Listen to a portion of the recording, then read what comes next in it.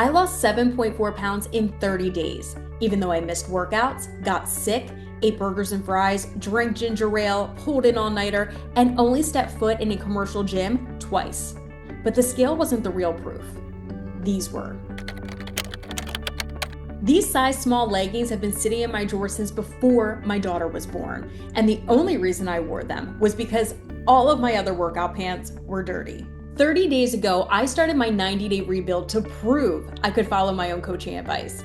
Not someone else's diet, not the latest trend, mine. And this month, tested that plan immediately.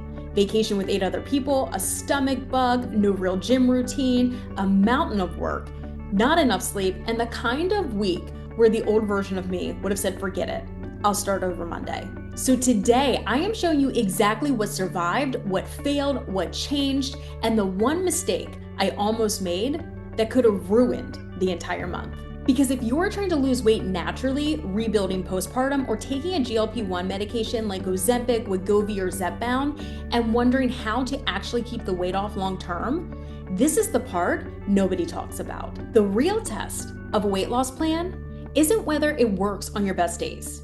It's whether it survives your messiest ones. If you're new here, I'm Sarah. I'm a personal trainer and nutrition and health coach. Years ago, I lost 65 pounds naturally and maintained that weight loss for well over a decade.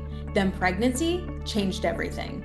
Now I'm 27 months postpartum, rebuilding my body, rebuilding my strength, and documenting the real process. Not the polished version, the actual version. And this past month taught me something I did not expect.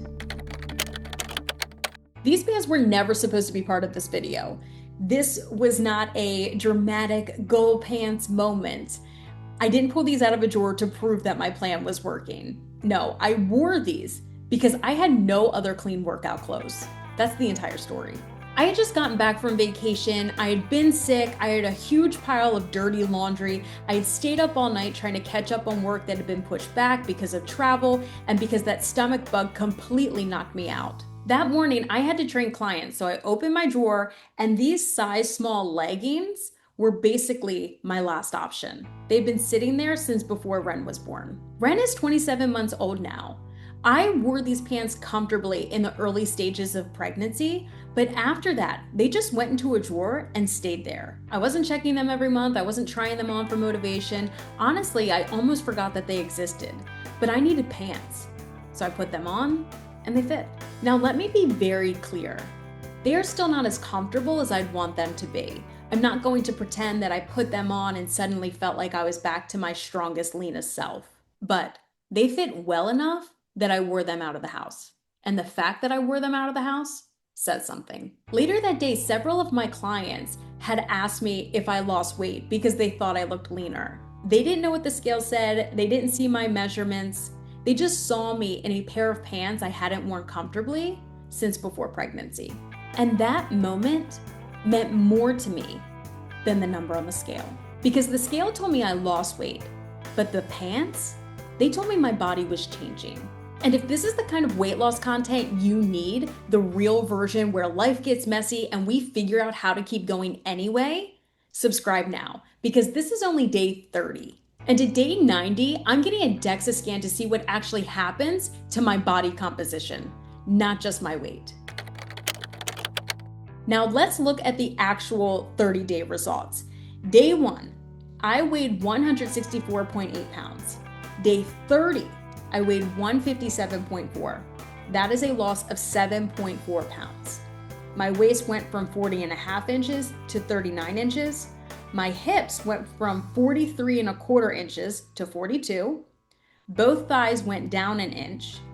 And there was one measurement that looked a little dramatic. My chest measurement actually came down a lot, but I'm not going to put too much stock into that one. My husband takes my measurements, and while we try to be consistent, we're still human. So tape placement can change, posture can change. My husband was tired today, and I was wearing a tighter sports bra than what I wore the first time. That is exactly why I don't obsess over one single measurement. I look at the trends. Weight is down, waist is down, hips are down, thighs are down, my clothes fit differently, my energy is up, my clients are noticing. That's the story, not one perfect data point, the whole picture. Now here's where the month got interesting.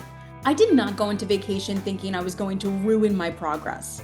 Actually, I thought I had a pretty good handle on it. I packed resistance bands, I knew there'd be some light weights at the house, I had my out of routine workout guide, I even looked up grocery stores ahead of time and planned family dinners way in advance. So I wasn't worried about the food, I wasn't worried about the workouts. What I did not anticipate was how hard it would be to manage my own routine while also moving with 8 other people. Everything moved in slow motion. The days felt long, but somehow there was so much wasted time trying to get everyone on the same timeline. Deciding where to go took time, getting out the door took time, waiting on meals took time, cleaning up after meals took time. Trying to fit in your own thing without completely separating yourself from the group took time. And if you've ever traveled with a big family, you know exactly what I mean. You're not just managing your own day anymore. You are trying to work around everyone else's too.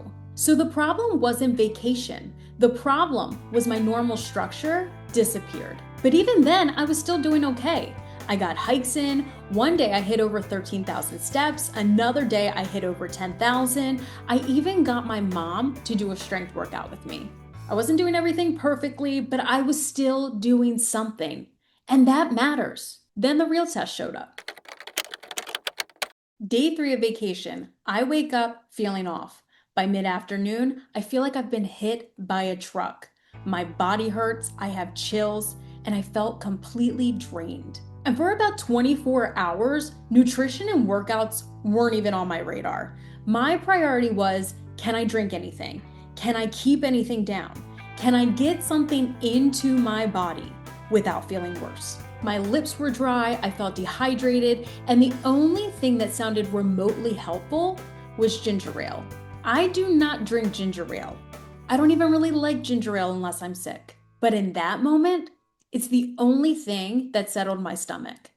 So I drank it. When I finally felt like I could eat again, salad sounded terrible. Vegetables in general sounded terrible, and high fiber food sounded risky. And since I don't eat meat, my options were basically salmon or a plant-based burger. So I ate the burger with fries. And here's the thing. A lot of people would look at that and think, I blew it.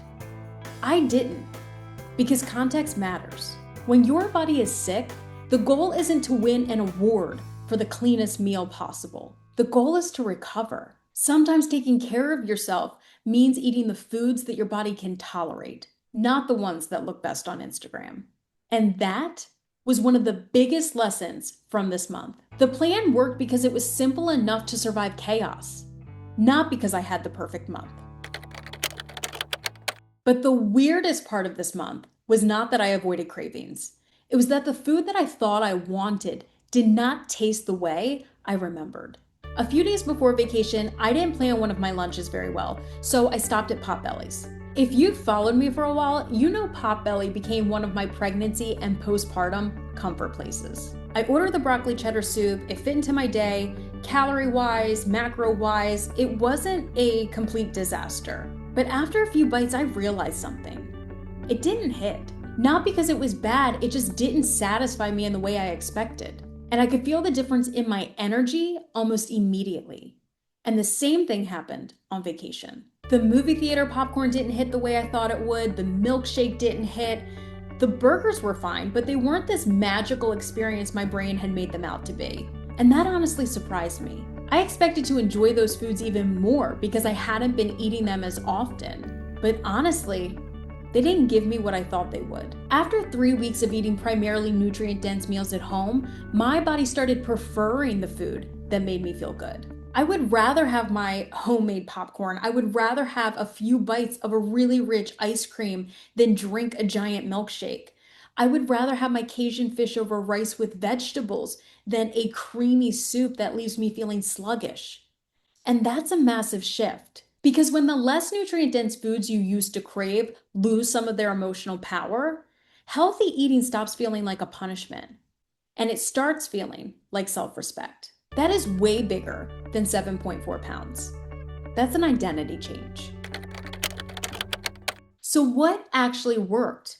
Not a perfect gym plan, In fact, I only stepped foot in a commercial gym twice this month. Most of my workouts happened at home using 10-pound dumbbells, resistance bands, and sometimes socks on the floor for hamstring curls, which sounds ridiculous until you realize it works. Now, the first week, I got 4 strength sessions done and 1 cardio session. The second week, I got 3 strength sessions and 2 walks. The third week, I got 3 strength sessions and 1 walk. Then vacation and sickness changed everything. But my workouts didn't disappear. They just adapted. And honestly, I think this taught me something important. I originally thought 4 strength workouts a week was the goal. But after 30 days, 3 strength workouts and 2 low-intensity movement days might actually be more realistic for my life right now. And realistic matters because a plan you can repeat beats a perfect plan you keep quitting. Nutrition was surprisingly simple at home because I stopped overcomplicating it. Breakfast was typically eggs with egg whites mixed with veggies, or it was oatmeal with yogurt and berries. Lunches and dinners were either fish, seafood, plant-based protein with either rice or potatoes mixed with vegetables. Protein was not hard because I repeated meals, and water was not hard once I built the morning anchor. 28 ounces before coffee.